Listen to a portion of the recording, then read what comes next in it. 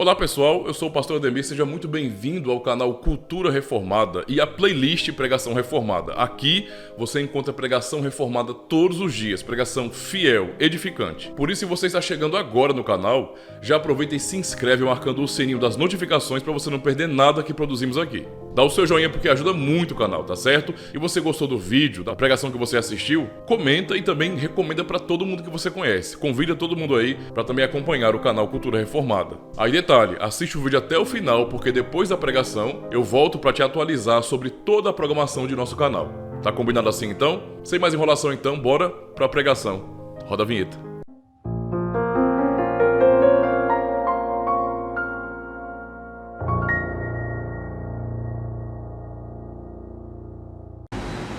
Amados irmãos e irmãs do Senhor Jesus Cristo, o livro de Josué e o livro de Juízes são dois livros que estão tratando sobre a história da conquista de Canaã pelo povo de Israel.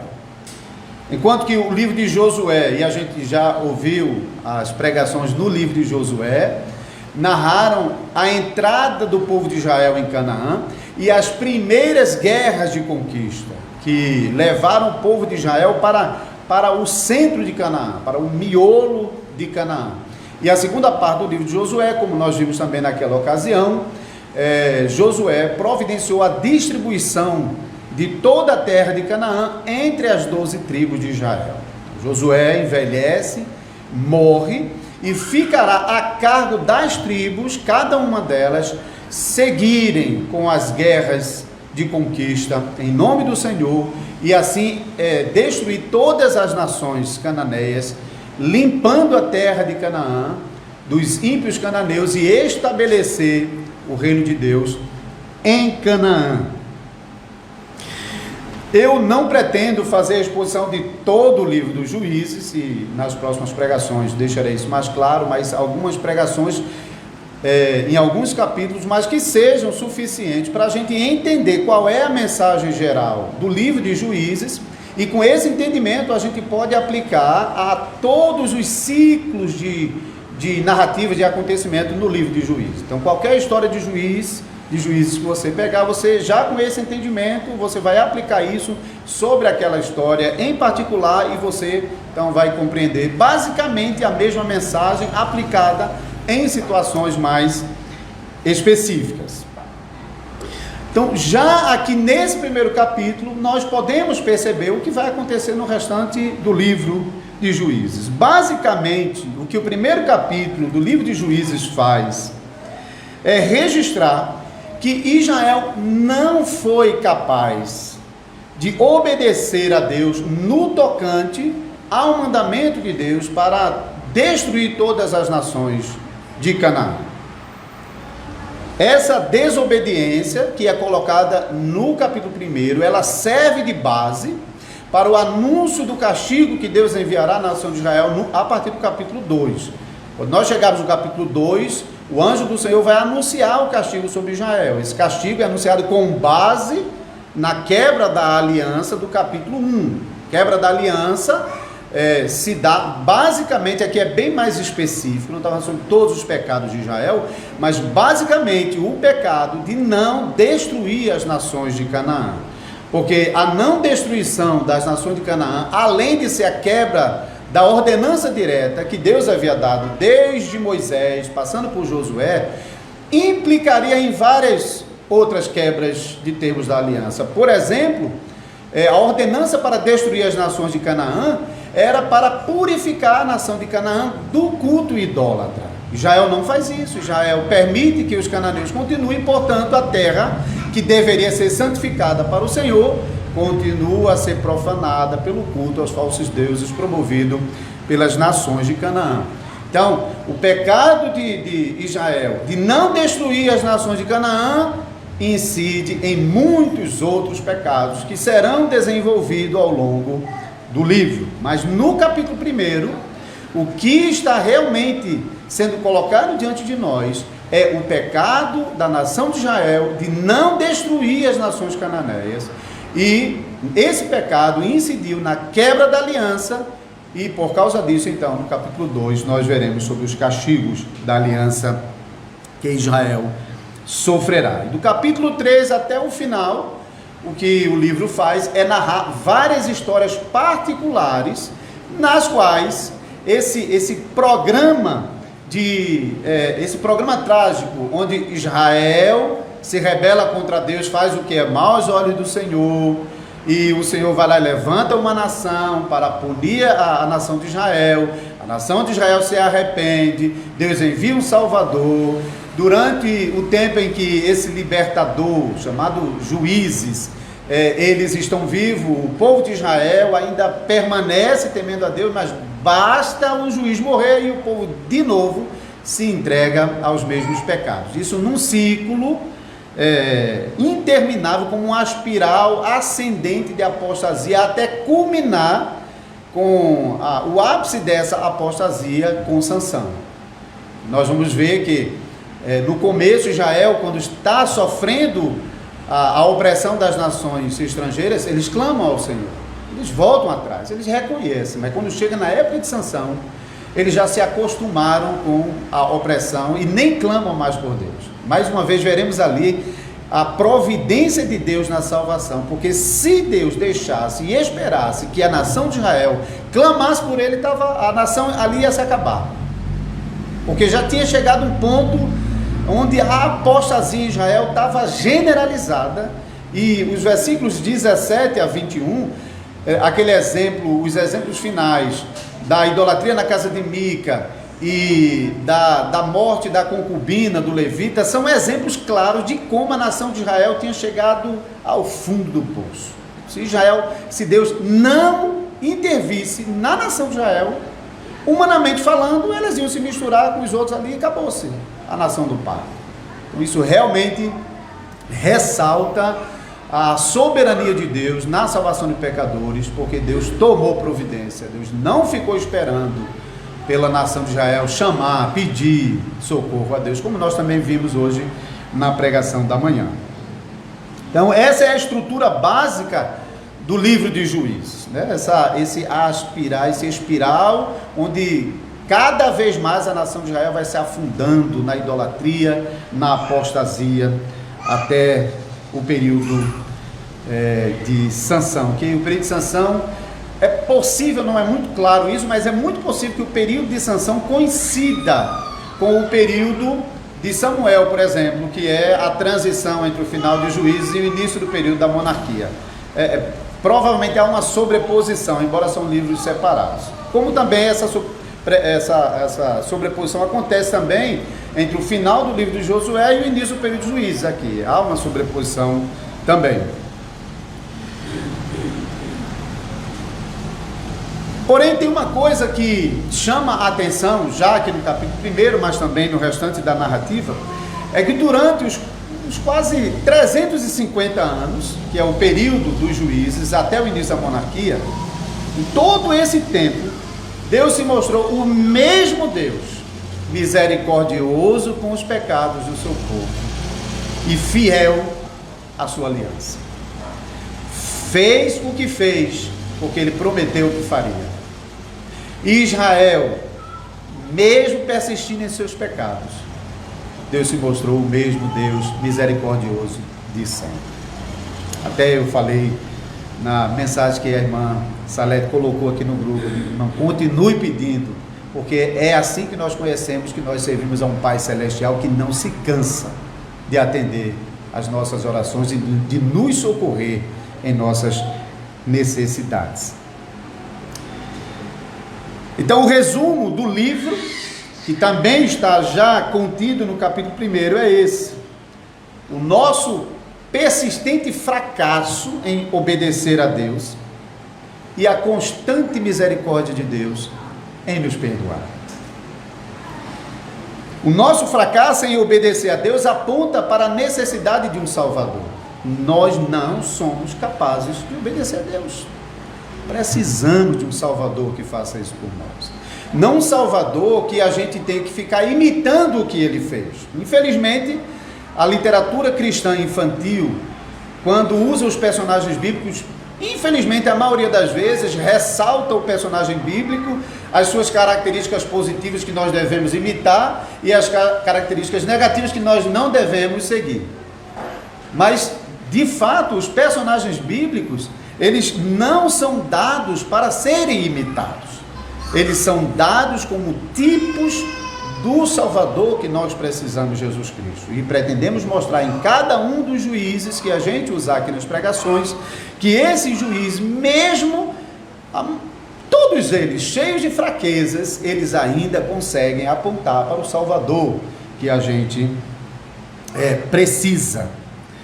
Então, nossa persistência e inclinação para o pecado mostra a necessidade de um Salvador e a permanente misericórdia de Deus diante dos nossos pecados garante que o nosso Deus vai enviar o Salvador que Ele prometeu. Vai enviar no contexto dos juízes aqui, hein? Nós já conhecemos esse Salvador que é Jesus Cristo.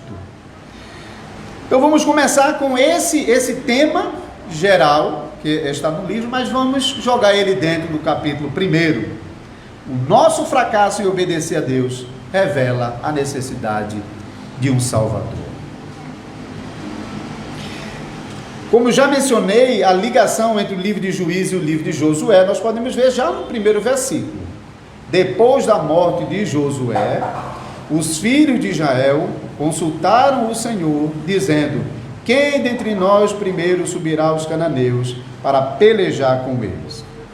Agora, uma coisa interessante é que parece ter havido um intervalo relativamente grande entre o final das primeiras guerras da época de Josué e o reinício dessas guerras de conquista agora, no início do livro de Juízes.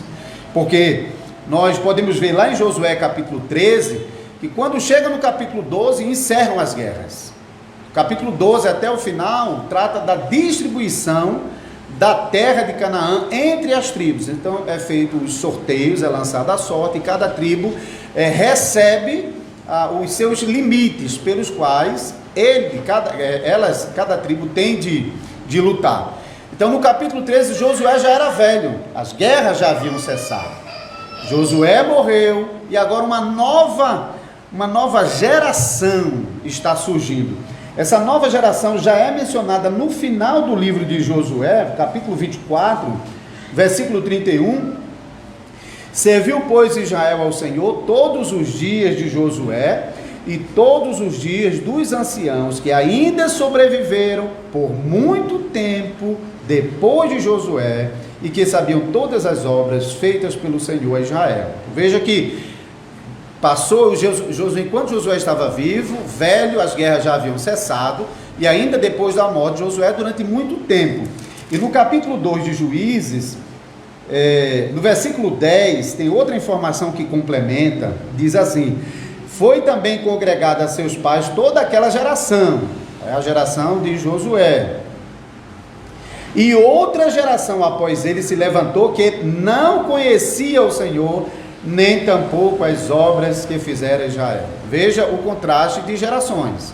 A geração de Josué conhecia o Senhor e as obras que o Senhor fizera no meio de Israel.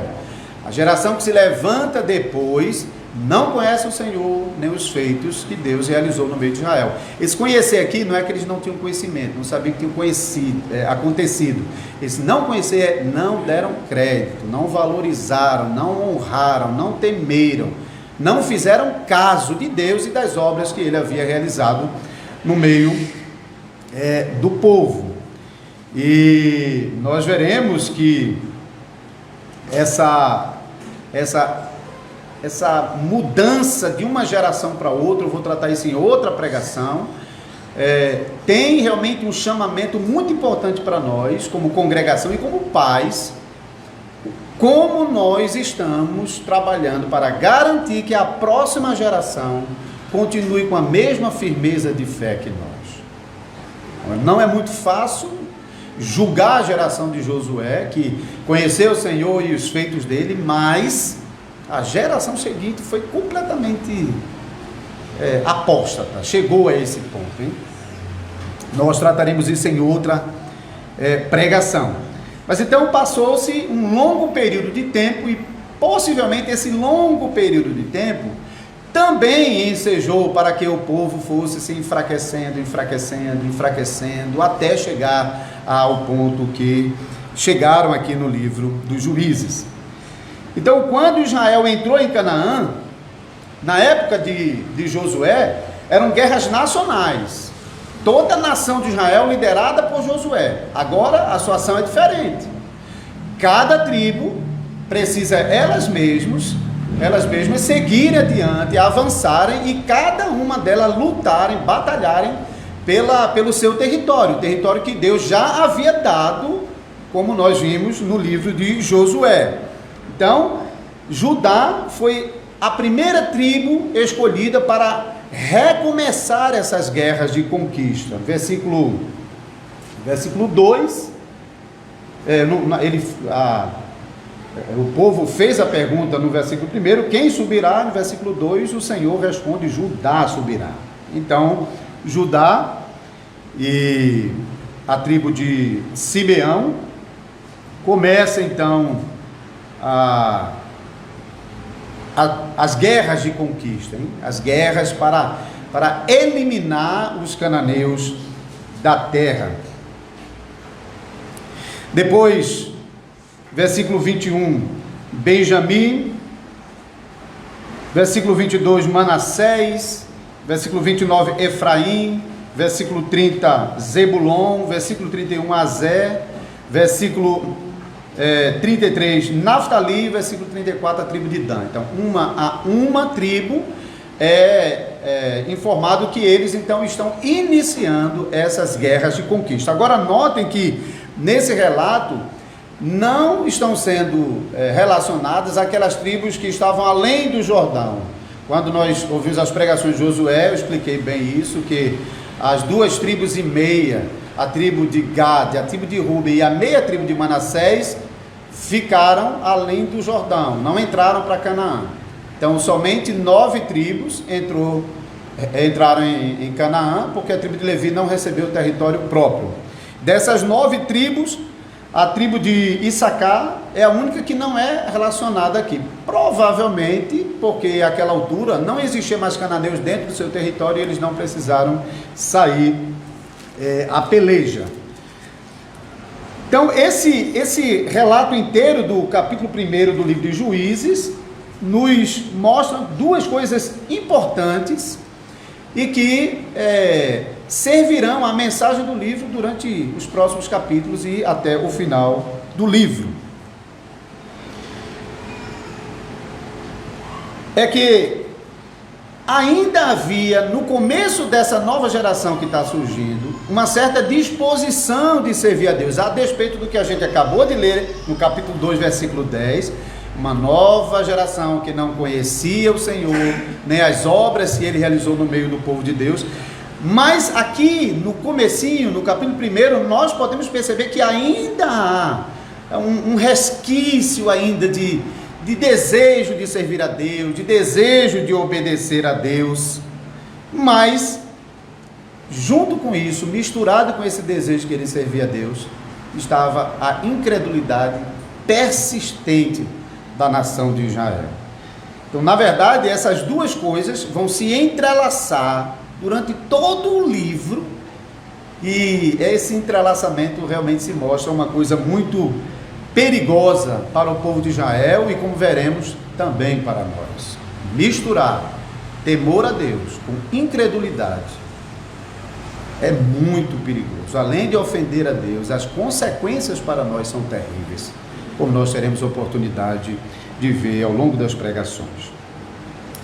Então vejamos em primeiro lugar que o povo esboçou algum temor inicial a Deus. Vejam no versículo 1 que os filhos de Israel consultaram o Senhor, dizendo, quem subirá primeiro? Eles não simplesmente estão indo, hein? Eles estão realmente consultando o Senhor para ver quem deveria seguir nessas guerras de conquista. E a outra coisa é que ainda há neles a lembrança de que Deus havia ordenado a Josué que eles não podiam parar, eles tinham que continuar. Então eles estão mostrando que eles querem continuar com as guerras de conquista conforme Deus havia ordenado. Então podemos realmente ver que ainda há nessa geração esse desejo de querer servir a Deus, de querer agradar a Deus, de querer fazer a vontade de Deus. Eles obedeceram a ordem de Deus também para que Judá fosse a primeira tribo a começar com isso. Capítulo 2 até o início do versículo 4. E Judá, ajudado por Simeão, avançou contra os inimigos, começando por Bezeque. Isso é o capítulo 4, versículo 7. Na narrativa da destruição de Bezeque, é interessante porque Bezeque estava fora do território de Judá, mas provavelmente Bezeque montou uma aliança para vir atacar Judá. Então Judá, antes mesmo de ir lutar pelas suas próprias terras, teve de combater essa aliança de Bezeque, que estava fora dos domínios de Judá, derrotou Bezeque, e então depois ele volta para a sua terra.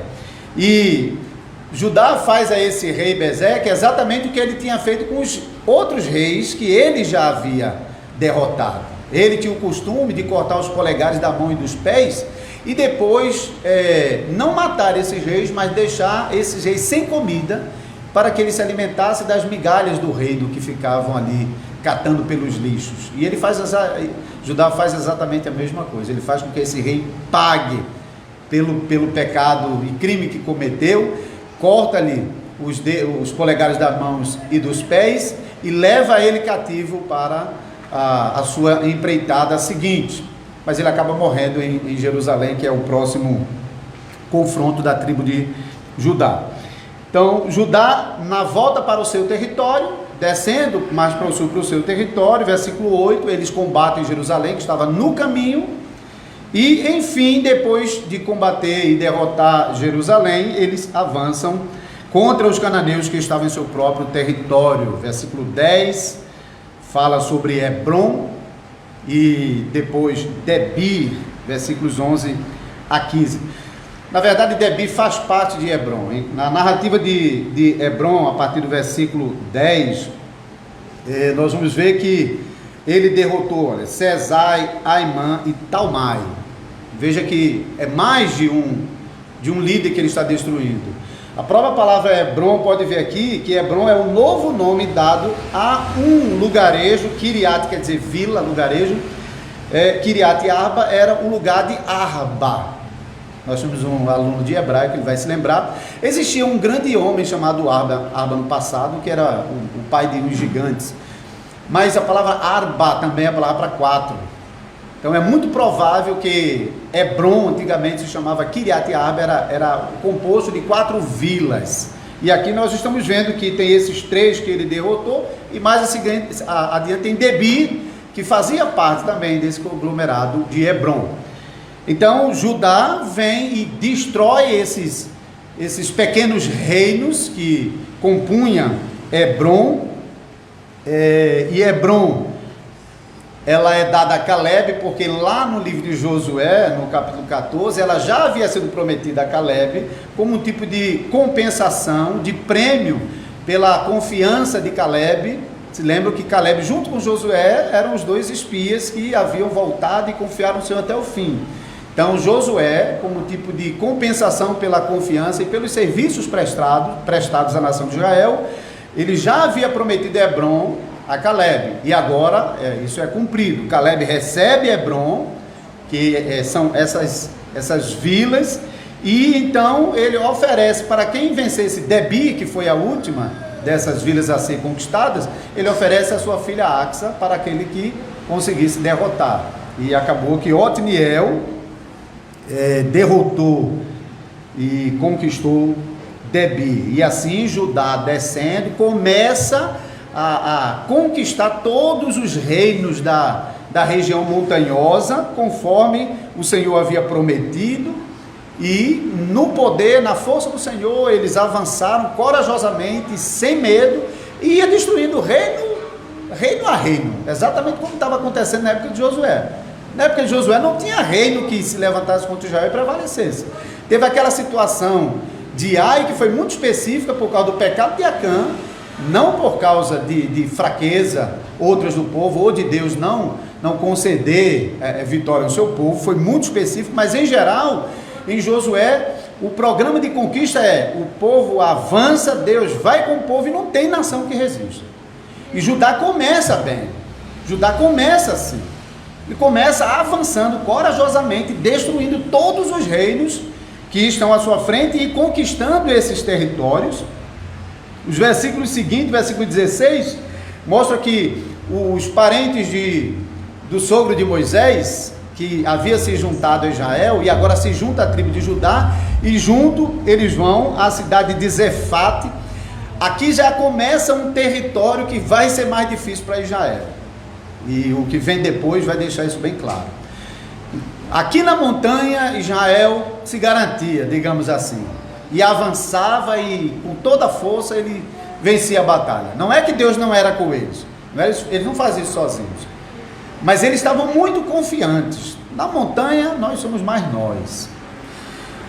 Eles vão até Zefate, que é o limite aqui nas montanhas para quem desce para o vale, esse vale aqui. Eu vou até fixar umas fotos depois no mural ali, para os irmãos de vez em quando darem uma olhada. Esse vale é o vale para quem é a campina para quem segue para o mar Mediterrâneo. Depois eu vou colocar ali justamente para vocês entenderem mais a geografia de Israel. Eu já fiz isso na época de Josué, para entender um pouco a geografia de Israel e entender essas passagens também. Está dizendo que Israel começa a descer e chega aqui em Zefate, e essa cidade é um marco, é quase como um limite para Israel. Você vê que no versículo 16 diz que ela vai ser chamado, depois da destruição ela foi chamado, versículo 17, Hormá.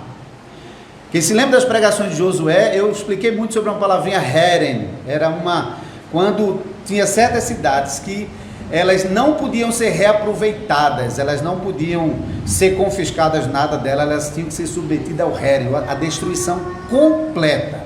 Não é só matar os moradores, mas é destruir tudo e reduzir a um montão de ruína para ficar como testemunho.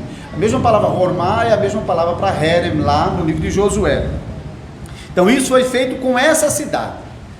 Judá não conseguiu passar daqui. Versículo seguinte, veja que versículo 18,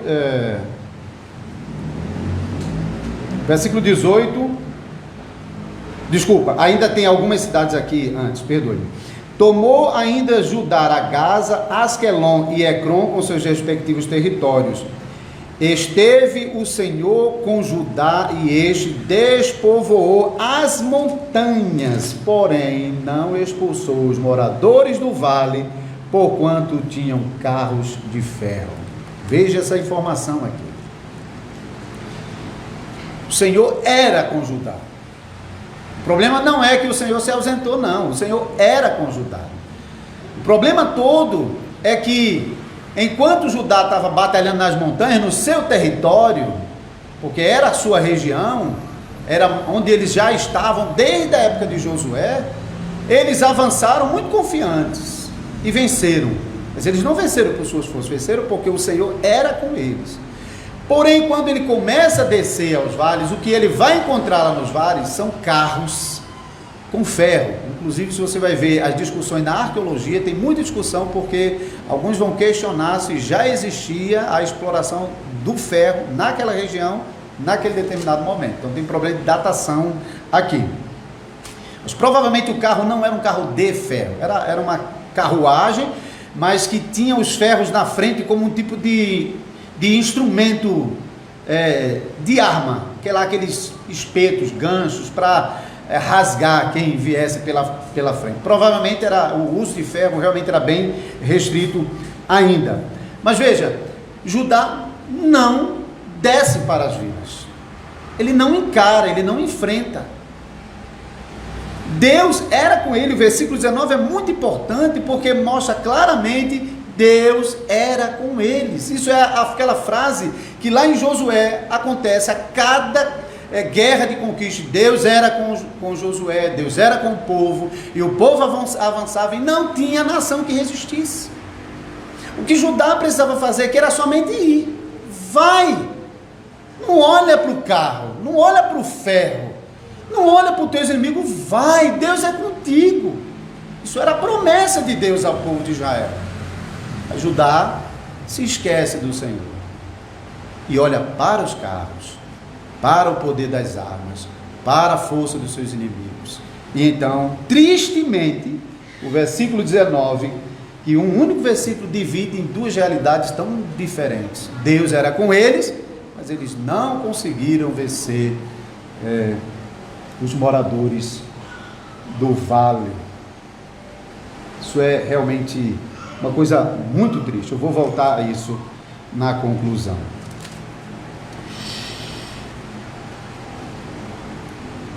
Depois do texto narrar que Judá começou bem, começou avançando em nome do Senhor e conquistando as primeiras cidades do seu território, que estavam dentro do seu território.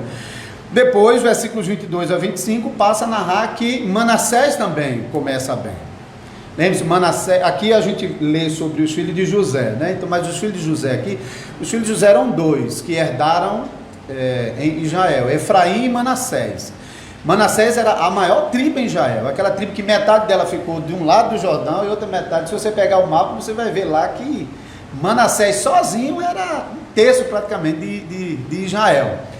Então é Manassés propriamente aqui, que muitas vezes é chamado como José, às vezes chamado pelo nome do pai.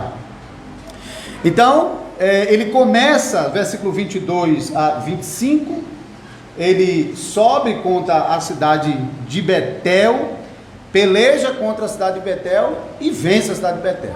Betel passa a ser realmente um território de Israel, já desde essa época aqui. Uma coisa que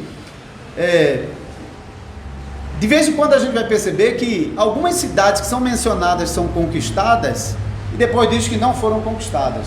Algumas delas, inclusive, já lá em Josué menciona que foram conquistadas. Uma coisa que a gente deve entender dentro desse programa de conquista é que de vez em quando certas cidades não foram conquistadas de uma vez por todas. Jerusalém, por exemplo, nós lemos que Judá, quando voltou da batalha de Bezeque, eles feriram ao fio da espada Jerusalém. Você pode pensar, eles conquistaram Jerusalém? Não. Mais adiante nós vamos ler que Benjamim, que Jerusalém propriamente ficava na tribo de Benjamim, Benjamim não conseguiu expulsar os jebuseus que estavam em Jerusalém. Propriamente os jebuseus só vão ser expulsos na época de Davi. É Davi quem realmente entra os soldados entram pelo túnel de água e consegue entrar na cidade fortificada e transformar Jerusalém na cidade do grande Deus, em Sião, a cidade do rei, do grande rei. Aqui, Manassés também começa esboçando essa confiança em Deus, avançando contra os inimigos, destruindo uma cidade importante, que era a cidade de Betel, e note que no versículo 22 lemos semelhantemente ao que nós já vimos sobre Judá. Subiu também a casa de José contra Betel, e o Senhor era com eles. Mesma coisa que a gente vê com Judá.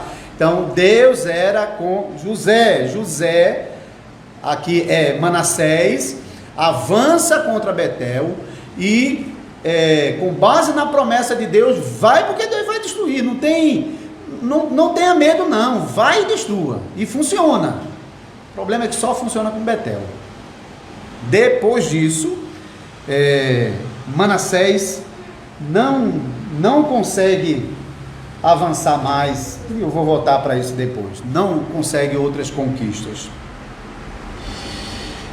Então, até aqui eu estou destacando para os irmãos que realmente no começo, essa geração, mesmo sendo classificada como uma geração depois de Josué, que não conhecia Deus e não conhecia os feitos de Deus, mas ela ainda mostra que há um certo vigor, uma certa vitalidade na sua fé no comecinho, mas essa fé não é genuína, ela não é uma fé fortemente firmada em Deus. E então aquele vigor, aquela confiança inicial dá lugar à incredulidade, e essa incredulidade levará a nação de Israel à apostasia. Volte mais uma vez para o começo do capítulo, os primeiros versículos do 1 a 4, uma coisa chamativa é que quando Deus nomeou a tribo de Judá para iniciar a conquista, percebam que a tribo de Judá não vai sozinha. Ela não se confia.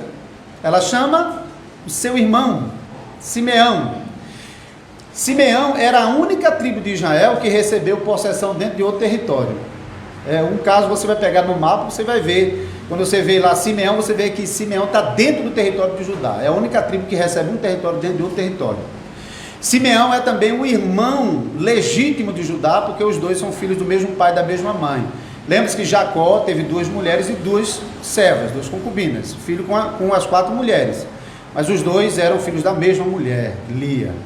Então, essa proximidade entre eles fez com que então Judá pedisse auxílio, e Simeão então se dispôs a acompanhar Judá durante essa caminhada. Então, veja, ele não confiou de ir sozinho, conforme o Senhor tinha nomeado. Era uma tribo por vez. Ele deveria confiar e ir em nome do Senhor. Então aqui já mostra realmente uma falta de confiança. Além disso, lá no versículo 19, na parte B, nós vimos que toda aquela confiança aparente de Judá acabou quando eles olharam para o carro de ferro e disseram: não, isso aí é demais para a gente não consegue. Pense só, né? Pense eles, eu estou supondo eles dizendo: não, isso aí a gente não consegue enfrentar. Está vendo como Deus está fora? Porque é a confiança neles. Então eles já vinham lutando muito mais confiando neles do que no próprio Deus. E agora, quando a situação realmente exigiu uma confiança irrestrita, eles não conseguiram. Eles negaram a fé, negaram a confiança que eles anteriormente haviam demonstrado em Deus. Manassés faz a mesma coisa. É muito curioso que embora Manassés, o texto, versículo 22, disse: o Senhor era com ele. Manassés não precisava inventar nada. Era ir e destruir a cidade e acabou-se. Mas o que ele faz? Eles veem um homem saindo da cidade, chama esse homem para um acordo e oferece a ele salvação. Você não vai morrer se você disser onde está a entrada da cidade. Provavelmente não é a entrada principal da cidade, que isso todo mundo conhecia, mas provavelmente as cidades fortificadas sempre tinham fugas subterrâneas, e provavelmente é isso que eles querem saber. E o homem delata o seu povo para salvar a sua vida e da sua família. Ele indica o lugar da entrada, provavelmente essa entrada secreta, e então Manassés vai e realmente reduz Betel ao fio da espada e destrói e conquista Betel. Mas não foi por causa dessa perspicácia de Manassés que a tribo conseguiu destruir Betel, é porque Deus era com ele, era só ir e conquistar e pronto. Mas essa associação que eu até vi em comentário fazendo comparação com a situação de Jericó, porque lá também houve um acordo entre os espias, né, quando queria invadir e destruir Jericó, mas tem uma diferença gritante. Aqui ele está fazendo aliança com um ímpio, lá os espias fizeram aliança com uma crente, a crente Raabe, que depois daquilo ali fez o que fez por amor a Deus, pelo desejo de viver no meio do povo de Deus, e depois Raabe efetivamente escolheu o povo de Deus como seu povo, para a sua morada, e foi para dentro dele, viveu no meio de Israel. Aqui não. Veja o que o homem faz depois que Manassés destrói Betel e eles são deixados livres. Versículo 26, então se foi ele à terra dos heteus, ou seja, os pagãos que estavam lá ainda resistindo, edificou uma cidade e chamou a cidade de Luz. Isso é quase um desafio. Vocês destruíram Luz, porque o nome de Betel anteriormente se chamava Luz. Luz aqui não tem nada a ver com iluminação não, tá? A palavra hebraica luz é outro sentido. Mas veja, eles quase que como numa afronta ao Deus de Israel, que acabou de destruir Luz, que agora se chama Betel, ele foi para o povo pagão lá e construiu outra cidade, o nome dela é Luz, vai continuar. Veja, que diferença. Então realmente Manassés, já está, mesmo conquistando Betel, está mostrando sua fraqueza. Mostrando que não foi... Deus entregou Betel na mão deles, mas eles não fizeram isso com completa confiança em Deus. Não fizeram. Conclusão, irmãos.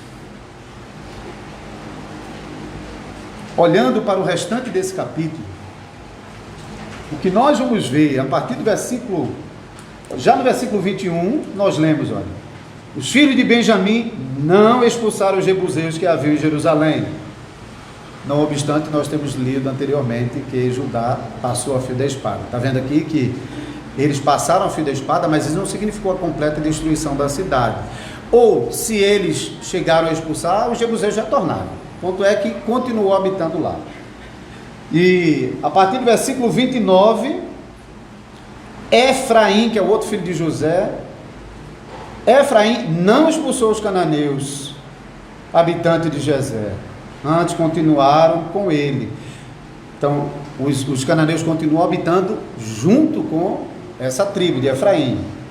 30. Zebulon não expulsou os habitantes de Quitron, nem de Naalol, porém os cananeus continuaram com ele. Então, os habitantes continuaram no meio deles, sujeitos a trabalho forçado. No máximo que os israelitas conseguiram, na maioria dos casos aqui, foi sujeitar os cananeus a trabalho forçado num tipo de acordo, de camaradagem. A gente não te expulsa, mas tu ajuda a gente aqui. Versículo 31. Azer não expulsou os habitantes de Aco, nem os de Sidom, nem de Alabe, de Aquzib, de Elba, e de Afec, e os de Reob. Agora veja o 32. Porém os azeritas continuaram no meio dos cananeus que habitavam na terra, porquanto não os expulsaram. Essa inversão aqui é interessante, porque Azer foi tão fraco que é ele que continua no meio dos cananeus, como se ele não dominasse nada, porque nos outros casos, pelo menos, os cananeus continuaram e ficaram debaixo do serviço forçado, mas no caso de Azer foi tão fraco, que é ele que está como intrometido lá no meio dos cananeus. Veja que lástima. Naftali, versículo 33, Naftali não expulsou os habitantes de Bet-Seme, nem os de Bet-Anate, mas continuou no meio dos cananeus que habitavam na terra. Porém, o de Bet-Seme e de Bet-Anate lhe foram sujeitos a trabalhos forçados. Então, eles, como aconteceu com Azer, estão habitando no meio de outros cananeus e somente teve uma pequena vitória ali com um povo ali. E, por fim, versículo 34, os amorreus arredaram os filhos de Dan até a montanha e não os deixaram descer ao vale. Se você vai pegar lá em Josué, na distribuição das terras, a terra que cabia a Dan era basicamente no vale. Ou seja, eles ficaram com o quê? Com nada. Eles tinham que descer o vale para conquistar a sua herança. Mas eles foram rechaçados, expulsos para a montanha. E depois, o que vai acontecer? Essa tribo de Dan, a montanha não era o seu território, e eles não conseguem ficar na montanha. E os últimos capítulos de Juízes vão narrar justamente a tribo de Dan procurando outro lugar para eles, porque eles não puderam descer o vale, e eles então vão lá para o extremo norte, porque a tribo de Dan, o local original era no contato descendo para o território dos filisteus, para o mar Mediterrâneo. Mas Dan depois migra para o extremo norte, consegue lá uma cidade, invade, destrói e ocupa aquela cidade. E então você, de vez em quando você vai ler, especialmente aqui em Juízes, e Samuel, e Reis, e Crônicas, quando vai falar sobre todo Israel, você vai ver a expressão de Dan até Beceba. Talvez vocês já ouviram isso, hein? De Dan até Beceba. Porque Dan ocupou agora o extremo norte de Israel, uma pequena cidade, e se tornou o limite norte de Israel, fora da sua possessão original. Então Beceba está lá ao sul, e agora Dan virou o limite ao norte. Isso fica como um tipo de expressão fixa para determinar os limites de Israel. Porém, pior ainda, mais para frente, Dan desaparece dessa região, e a Bíblia simplesmente não mostra mais onde a tribo de Dan estava. Desapareceu. Tem uma tese que a tribo de Dan, ela continuou migrando para o norte, e um remanescente dessa tribo é aquilo que hoje nós conhecemos como Dinamarca. Os dinamarqueses seriam supostamente os remanescentes de Dan, mas isso é só uma teoria. Então, percebam que a apostasia não é uma coisa que você dormiu crente, acordou apóstata. Dormiu crente, amanhece um incrédulo. Não é assim que acontece. E a gente pode ver isso aqui. A nação começa bem. A nação começa crendo em Deus, confiando. Ainda está querendo servir a Deus. Eles estão cheios de fraquezas, mas eles querem servir a Deus. Isso fica claro aqui. Mas junto com essa confiança, estava lá a incredulidade incipiente, como um veneno que não foi tratado, que não foi purgado, que não foi eliminado da nação. A nação precisava de um socorro, precisava de um Salvador que removesse esse mal da nação. Não simplesmente um Salvador que libertasse das mãos dos inimigos. Isso é somente um tipo, um símbolo da verdadeira libertação, que é a libertação dos nossos próprios pecados. O nosso maior inimigo não é o vizinho da gente, não é o governante, não é a outra nação. O nosso maior inimigo somos nós, os nossos pecados, nossa natureza humana caída. Nós precisamos de um Salvador que nos liberte desse mal terrível que aprendemos claramente estava maltratando a nação pactual. Mas Deus, misericordiosamente, promete essa salvação, anuncia essa salvação e dá, enquanto essa salvação não acontece em Cristo Jesus, o povo pode provar um pouco dessa salvação nos muitos salvadores que Deus enviará para a libertação da nação de Israel. Então, essa nova geração, com todas as suas fraquezas, uma nação que não conhecia Deus, que não conhecia os feitos de Deus em Israel, mas essa nação ainda tinha alguma coisa de confiança em Deus. Mas misturou o temor de Deus com incredulidade. Isso leva à apostasia. É a suma do livro de Juízes. Incredulidade vai levar à apostasia. Quem na igreja serve a Deus, juntamente conosco, crê em Deus, mas alimenta essa incredulidade, não sei quanto tempo vai resistir, não. Não sei não. Às vezes é só uma questão de tempo. Vai cair. E a gente tem vários exemplos no meio do caminho, de pessoas que começaram bem, mas pararam no meio do caminho, porque a sua fé não era genuína, a sua confiança não era completamente em Deus, estava misturando confiança em Deus com incredulidade. Então voltem para casa pensando sobre isso. Um pouco de incredulidade fermenta toda a massa. Tem um versículo parecido com isso, né? Romanos 5, versículo 9. Lá Paulo fala sobre um pouco de fermento leveda toda a massa.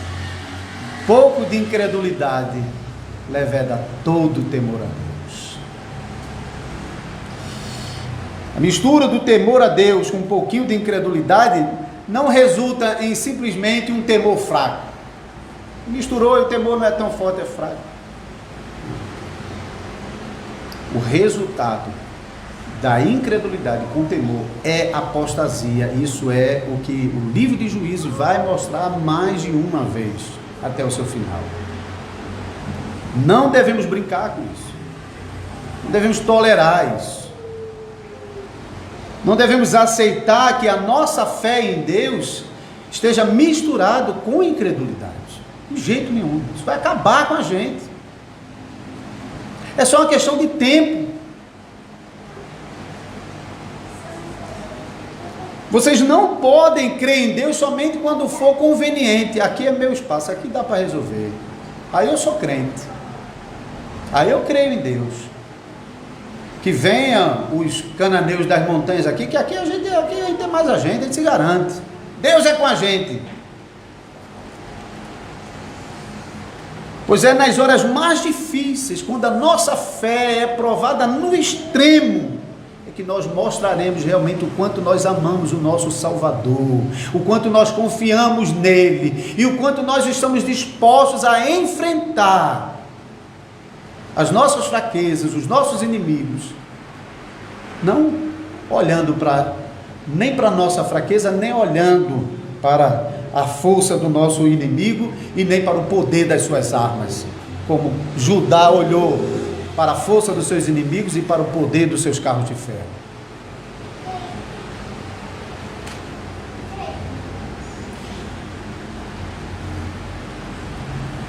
Mas eu sei quem nós somos. Eu sei o pecador que nós somos, eu sei o pecador que eu sou. Eu mesmo tenho medo. Eu mesmo tenho medo. Eu tenho medo de negar o meu Salvador. Por isso devemos aprender que ao primeiro sinal de fraqueza de fé, corra para o Salvador Jesus Cristo. Só Ele pode vencer os nossos inimigos. Vocês não têm força para enfrentar os inimigos. E vocês não precisam fazer isso. Vocês não são chamados a fazer isso. Vocês não são chamados a enfrentar os inimigos de vocês com as próprias forças de vocês. Não. Vocês são chamados a confiar no Salvador que lhes é prometido. Por isso, irmãos e irmãs, conservem a fé. E contem com a graça de Deus. Porque pela graça, não tem a menor dúvida, por maiores que sejam os inimigos, por mais poderosos que sejam suas armas, você vai vencer. Amém. Não esquece não de cooperar com o canal, se inscrevendo e marcando o sininho e dando seu joinha, tá certo? Aproveita logo e escolhe alguns vídeos aqui da tela para você acompanhar e continuar aí aproveitando o conteúdo do canal.